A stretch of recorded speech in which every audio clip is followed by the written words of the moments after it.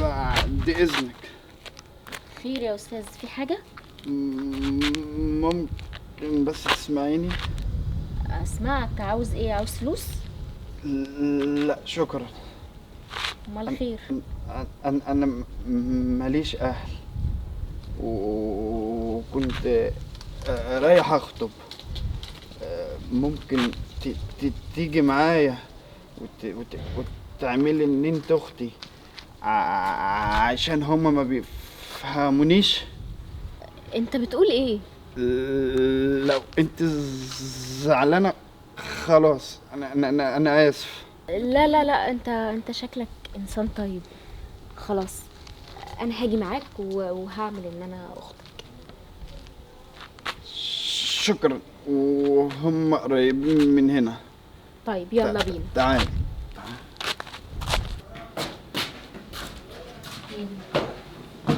ده؟ ايوه هو ده البيت. وانا جايب خاتم. الله، ذوقك حلو قوي ما شاء الله، جميل. ربنا يتمم على خير. حلو. يلا خبط عليك. حاضر.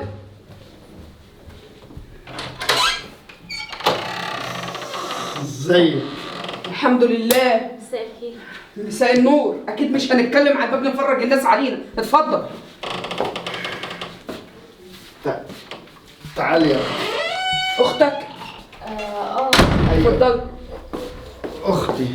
انت من امتى عندك اخت؟ ان شاء الله ما سمعناش عنها قبل كده. لا، ما انا اتفضلي اقعدي. انا عايشه، ما انا هقعد اهو. انا عايشه في بلد تانية يعني، وهو كان قاعد لوحده، بس انا رجعت من السفر مخصوص عشان اجي معايا نتقدم لبنت حضرتك. هي فين العروسه؟ يا دي الموال الاسود، هو انا مش قلت لك قبل كده لو انت اخر واحد في الدنيا يستحيل اوافق عليك لبنتي؟ انت مش شايف شكلك؟ ما تهدي يا حاجه، اهدي كده. ايه اللي جرى يعني؟ ايه اللي حصل؟ ايه مشكلته يعني؟ ايه شكله؟ ما هو كويس اهو. انت في حاجه في نظرك ولا حاجه؟ هو ايه اللي كويس ليك يا حبيبتي؟ انما انا ادي ده لبنتي ازاي يعني؟ يا حاجه ايه يعني؟ ايه؟ ما هو ما فيش عنده مشكله، وايه اللي يعيبه يعني؟ ده شاب ومن حقه يحب ويخطب ويتجوز زي كل الشباب. طبعا استهدي بالله بقى. من حقه، بس بعيد عن بيتي بقى. لا حول ولا قوه. بعيد عن بيتي وعن بنتي. يلا يا اخويا، يلا نمشي من هنا. استني. طب فكري. لا ما بفكرش، لاغيه مخي. دي لنفسك فرصة. لا مفيش فرص يا حبيبي، الموضوع منتهي. ولو جيت 100 مرة قد المرة دي هقول لك برضو لا. بصي، انا كنت جايب ده. شايفه الشبكه اللي كان جايبها لبنتك؟ ده داخل من الباب وشاري. طب كنت هتعلب على قده. طب كنت هتعلب. مش بقولك مخه تعبان. صح، عندك حق. اتكلوا على الله. يلا ما عنديش بنات للجواز. يلا نمشي من هنا، احنا نمشي من البنت البيت ده. تتجوز ده ايه؟ يلا شيلي يا اختي تليفونك. يلا، احنا غلطانين اصلا اننا جينا. خلاص بقى ما تزعلش نفسك يعني، كل شيء اسمه ونصيب، وانت احسن الناس والف واحده تتمناك. انت بتتكلمي بجد؟ طبعا بتكلم بجد، انت مفيش اي حاجه تعيبك على فكره. شكرا. لعله خير يعني، ممكن تكون ما كانتش خير ليك، وبعدين احنا كلنا اخوات يعني، وما تزعلش نفسك، حصل خير. الحمد لله وشكرا ليكي. العفو. هات رقمك بقى اسجله عندي، عشان نبقى نطمن على بعض يعني وكده. مش احنا اخوات ولا ايه؟ ايوه. يلا مليني الرقم. امسكي اكتبي رقمك. طب ممكن تمسكولي؟ للعثور على رقم.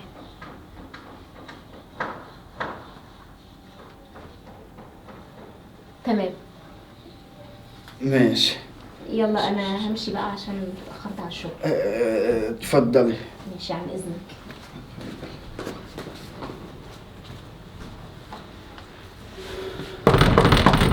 افتحي يا اما. ايوه خلاص يا احمد جاي. تعالي. هيا يا امي، ايه رايك؟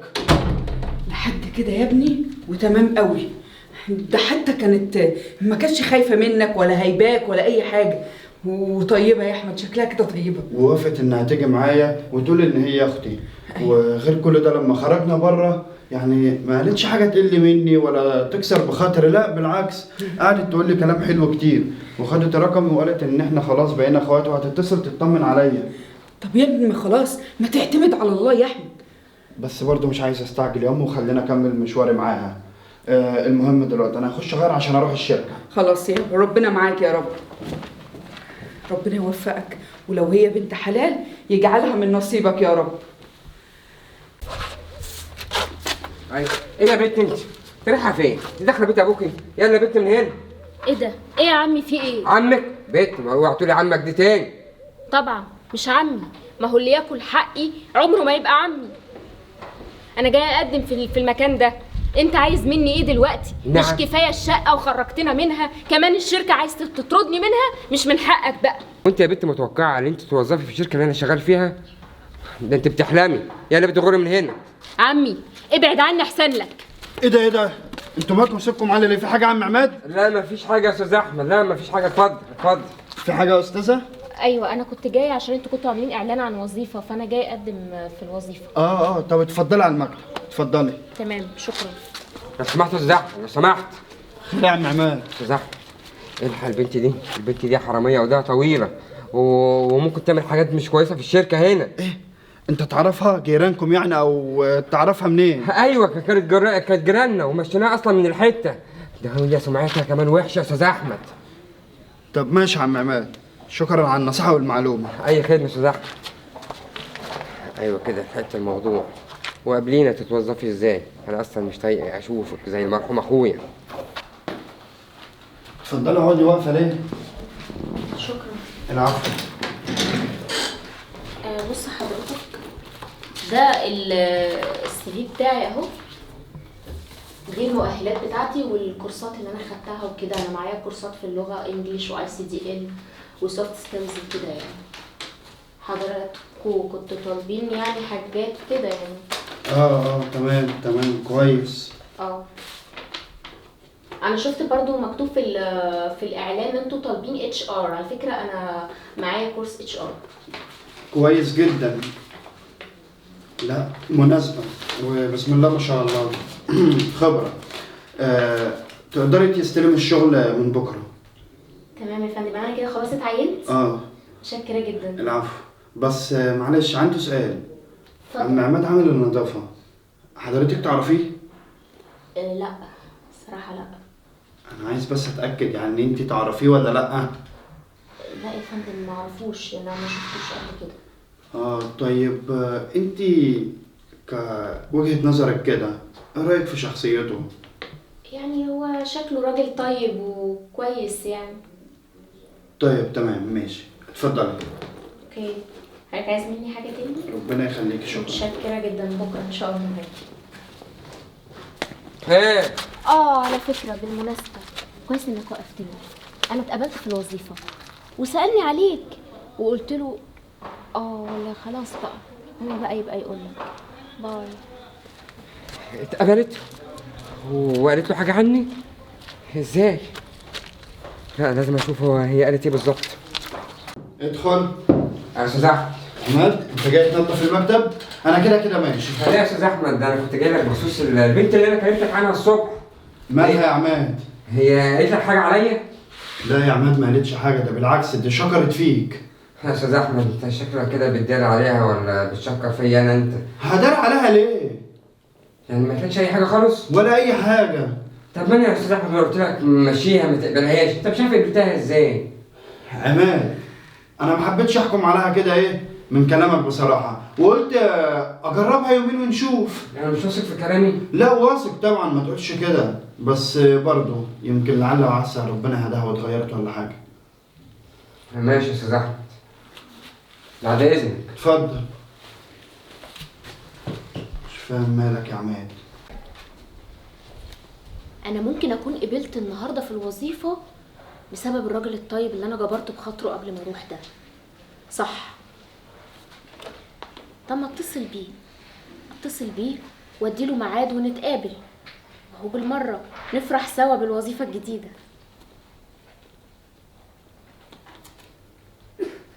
طب ده هي كده بترن، هعمل ايه دلوقتي؟ الو، ازيك؟ لا انا كويس. ايه عايزه تشوفيني؟ طيب ماشي ماشي. لا هاجي على طول. سلام سلام. مع السلامه. يا نهار اسود، ده انا كده بقى ايه، اروح الحق البس اللبس عشان اروح لها. يا امي يا امي، في ايه يا ابني؟ اللبس فين؟ بسرعة. لبس ايه؟ اللبس اللي بلبسه البركه والجلابيه المقطعه. خلاص بقى يا احمد، روح لها بقى وعرفها باصلك كده وفصلك. يا امي هي اصلا كلمتني وهروح اقابلها. طيب كويس، عرفها بقى انت مين وبتعمل ايه وشغال ايه. لا دي كمان جات لي الشركه النهارده عشان كان عايزه شغل ووظفتها. طب كويس يا ابني. انت تعرفي يا ام ان هي مثقفه جدا. ما شاء الله، بسم الله ما شاء الله. انا هخش البس بس عشان الحق اروح لها. قوة الا بالله، مش عارفه ايه اخرة الاختبارات دي.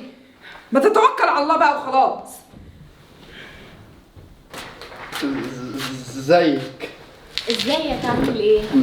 معلش لو اتاخرت عليك. لا ما اتاخرتش ولا حاجه، انا ما استنيتش كتير. انت اخبارك ايه؟ الحمد لله. عايزه اقول لك بقى على خبر حلو. قولي. انا النهارده بعد ما سبتك رحت قدمت في شركه والحمد لله اتقبلت اخيرا. بجد؟ مبروك. والله اتقبلت في شركه وهستلم الشغل من بكره الصبح. مبروك. الله يبارك فيك. انت جدعه وتستاهلي. شكرا ربنا يخليك. بس في حاجه واحده كنت عايزه احكي لك عليها. حاجه ايه؟ احكي. اصل بصراحه يعني انا عمي بيشتغل عامل نظافه في الشركه اللي انا المفروض توظفت فيها. وعمي ده يعني الله يسهله بقى، يعني هو راجل مش كويس، اتسبب في طردنا من البيت وطردني من البيت وبقيت في الشارع. لما شافني النهارده داخله الشركه ركبوا 100 عفريت، فانا خايفه قوي ان هو يتسبب في فصلي من الشغل ولا حاجه. طب اهدي، اكلمهولك؟ لا لا لا، ما تكلموا ايه، لا لا ما تعملش كده. انت قلت لي بقى عملت ايه؟ ما دورتش على عروسه جديده؟ لا انا زعلان. ليه؟ من اخر مره. ليه بس زعلان؟ ده انت انسان كويس واي واحده تتمناك. خلاص بقى غير الموضوع.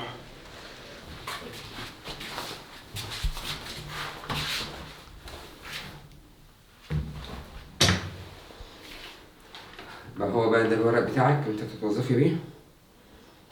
ماشي. معينة يا انت. انت تغلبيني.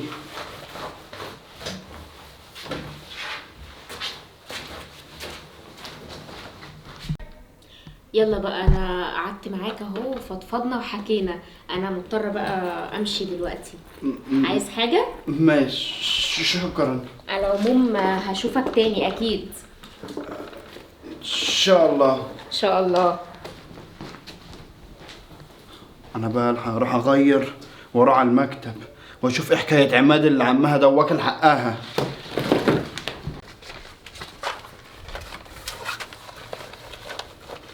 عماد ايوه يا استاذ احمد. تعالى ورايا على المكتب. حاضر.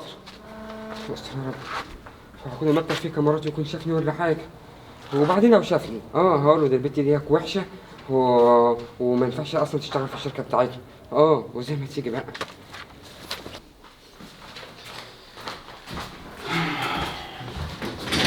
امورنا يا استاذ احمد. بقول لك يا عم عماد اقعد. سمر اللي جت اتوظفت عندنا، انت تعرفها كويس؟ ايوه اعرفها. ليه؟ كانت جيراننا كده يعني وبس. خير يا استاذ احمد، في حاجه يعني؟ لا اصل بيقولوا ان عمها واكل ورثها وحقها وهو اللي رميهم ومطفشهم من المنطقه. يا عم لا يا استاذ احمد، ده ملهاش عمام، البت دي كدابه، البت دي اصلا اهل الحته طردوها لان اصلا ملهاش اصل ولا فصل، وكل ما تروح اي مكان ترمي بلاها على الناس. قلت لي. هي قالت لك حاجه يعني يا استاذ احمد؟ لا لا، روح انت كمل شغلك. ماشي يا استاذ احمد. انت طلعت راجل كبير وخايب فعلا، وانا كنت بحترمك. يعني انت طلعت بتكذب وبتعمل حوارات، مع ان ما كانش باين عليك وكنت مخدوع فيك، بس ماشي. ما هو انا لازم اقنع الست دي انها توافق. انا مش فاهمه هي رافضه ليه. والله ده كويس وطيب وابن حلال. صح، هخبط عليها دلوقتي واقعد معاها وافهم وجهه نظرها.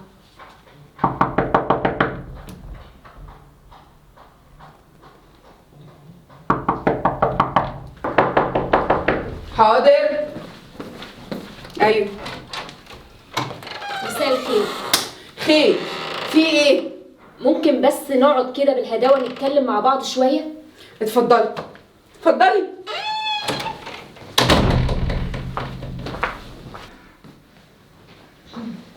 اتفضلي.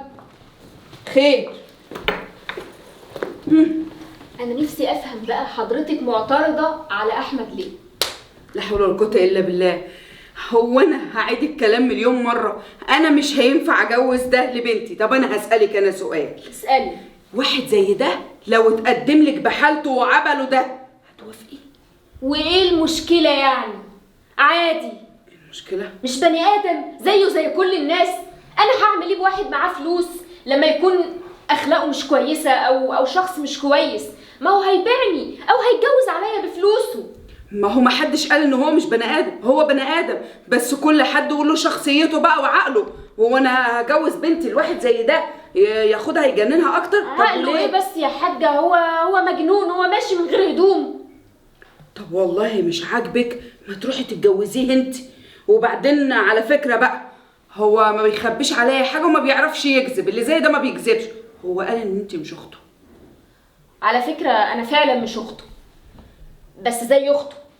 طب يا حبيبتي ما هو يحللك يعني اتجوزيه، سهله. صح. اه انت عندك حق، صدقي انت قلتيها فكره وطلعتيها في دماغي. انا فعلا هروح اتجوزه. طب كويس الحمد لله. هو انا بقى هبقى اشوف واحد لبنتي، ومش شرط يكون غني عشان ما يتجوزهاش ويطلقها، ما تقلقيش. انا هتجوزه لان انا عارفه قيمته، لكن انت مش عارفه قيمته. وانا عارفه انه انسان ابن حلال وطيب وكويس وهيصوني. وعلى فكره بقى، بنتك دي ما تستاهلهوش، وانت اصلا حما مش كويسه. ده يعني ربنا نجده منك. كتر الف خيرك، انت عملتي اللي عليك. انا كده فعلا عملت. روحي بقى يا حبيبتي، وانا ببارك لك انك انت تتجوزيه، ربنا يوفقك. الله يبارك فيكي. ممكن توسعي بس شويه؟ اهم حاجه اكتبوا كاتب الكتاب في مستشفى المجانين. هنبقى نعزمك انت اول واحده ان شاء الله. إن شويه شاء بس الله. عن اذنك. اتفضلي.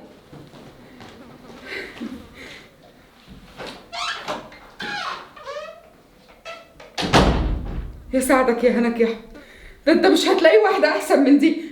انا لازم اكلمه. فين التليفون؟ ايه يا امي؟ انت بتتكلمي بجد؟ طب بقول لك ايه، اقفلي عشان هي بترن اهو. ماشي. الو. ايه يا سمر؟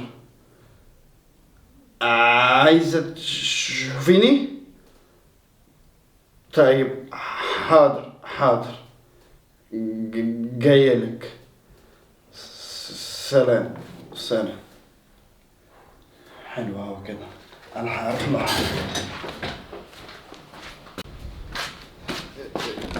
انت رنيتي على قلت انك عايزاني. ايوه يا احمد، انا كنت عايزاك، يعني عايزه اكلمك في موضوع كده. خير؟ بص يا احمد، انا مش هطول عليك. انت عارف ان انا ماليش اهل وماليش حد، وانت كمان نفس الموضوع، يعني مالكش حد، فاحنا شبه بعض. انا خدت قرار كده، يعني مش عارفه هتوافق عليه ولا لا. استني. طب وعمك؟ لا عمي ده انا لما حكيت لك عنه قلت لك يعني اعتبره مش موجود اصلا للاسف يعني. كملي كملي. تقبل تتجوزني؟ ايه؟ انت تتجوزين انا؟ ايوه يا احمد، فيها ايه يعني؟ انت انسان طيب جدا على فكره، انت من اطيب الناس اللي انا قابلتها في حياتي، وانا لمحت فيك حاجه ما لمحتهاش قبل كده في حد. انت قلبك نظيف قوي يا احمد، وحسيت اننا شبه بعض ومناسبين لبعض وظروفنا زي بعض. ليه لا؟ مش عارف اقول لك ايه بصراحه. ما تقولش حاجه، انا عايزه اتجوزك، ايه العيب في كده؟ طب بص، انا فاجئتك بالموضوع، انا عارفه، انا مش هضغط عليك، انت معاك وقت تفكر. انا هسيبك كام يوم كده تدور الموضوع في عقلك، ومعاك رقمي، ابقى رن عليا. وانا لازم بقى امشي دلوقتي عشان اتاخرت. يلا سلام. بقى كلمني ها. ماشي. النهار اسود. طب وانا هعمل ايه دلوقتي؟ ايه ده انت رايحه فين؟ المدير مش هنا، يلا امشي. استغفر الله العظيم يا رب، انا عندي ميعاد مع المدير النهارده، واساسا استلمت الشغل خلاص. نعم استلمت الشغل؟ طب اعملي حسابك بقى، انت يوم ولا اتنين وكده كده هيمشوك. والله؟ وانت ايش عرفك بقى؟ على فكره انا هدخل جوه استناه في المكتب، وانت مالكش دعوه بيا نهائي. انت فاهم ولا لا؟ ماشي. لا انا افضل ورا الاستاذ احمد ده لما يخليه يمشيه، بس انا خايف تقعد تتميع له وتتميص له وهو يمشيني من هنا وشوف له اي حد تاني يشتغل مكاني. بس انا لسه استنى لما اكلم الاستاذ احمد. انا وديني ما خليها تشتغل النهارده ولا تقعد في الشركه دي ساعه.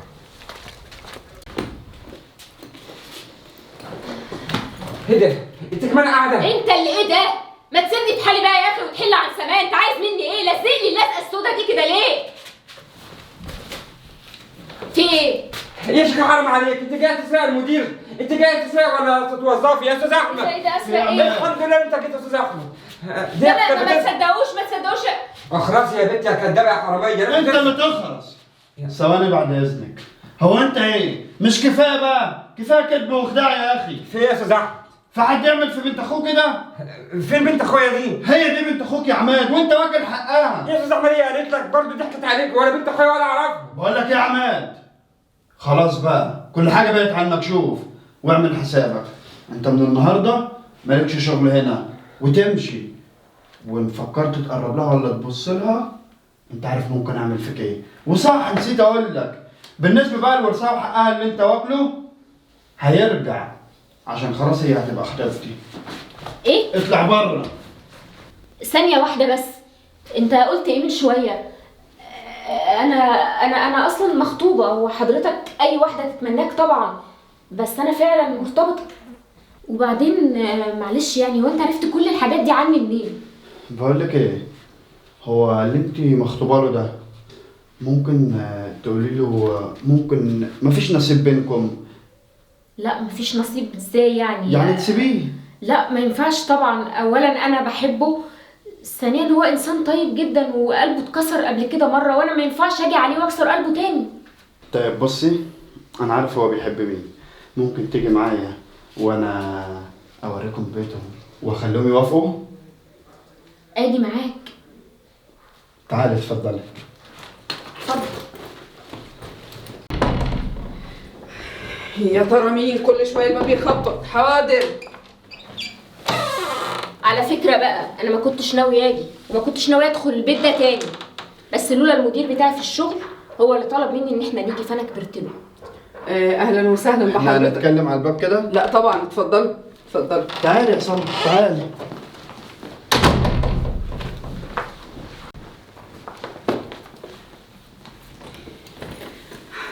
خلاص يا ست ما تزعليش، انا ان كان عليا موافقه. بجد؟ طبعا. طب تمام. انا هكلمه بقى دلوقتي. هتكلميه؟ هكلمه، انا معايا اهو. ثانيه واحده. طب اهدي بس، هتكلميه ازاي وهو اصلا قاعد جنبك؟ قاعد جنبي ازاي يعني؟ مش فاهمه. انا افهمك ولا تتكلم انت؟ اتكلمي يا امي طبعا، ما اقدرش تتكلموا يا أتكلم. جماعه في ايه؟ انتوا ايه التهريج ما ده؟ خدتيش بالك من كلمه يا امي؟ اولا انا ما عنديش بنات، تمام؟ ثانيا ده ابني الوحيد، وهو كان معجب بيكي جدا، وقال انا عايزه اتجوزها يا امي وكده، بس للاسف كان عمك مطلع عليكي سمعه وحشه جدا. وبصراحه انا يعني كأم يعني كنت خايفه على ابني ان هو يتجوز واحده مش كويسه، فهو قال لي يا امي ماشي انا هعمل اختبار صغير كده، والحمد لله انت نجحتي فيه وبجدارة. ايوه طلعت انسانه كويسه ومحترمه، وكفايه انك يعني عندك قلب. لا فكرتي بقى مثلا في فلوس ولا في شكل ولا في اي حاجه، ده انت حتى عرضت عليا الجواز وانا كنت بشكل تاني. انا مش مصدقه نفسي، يعني كل ده انت اللي عملته؟ يعني انت اللي كنت بتيجي هناك على الكافيه ونقعد مع بعض ونتكلم ايوه انا اللي كان لساني تقيل وكنت لابس مقطع وشعر طويل. ها نقرا الفاتحه ونزغرط بقى ولا نعمل ايوه ايه؟ يا امي فرحوا قلبي. سمعينا زغرطه يا امي. موافقه؟ موافقه. انفع اكون حما؟ اكيد طبعا.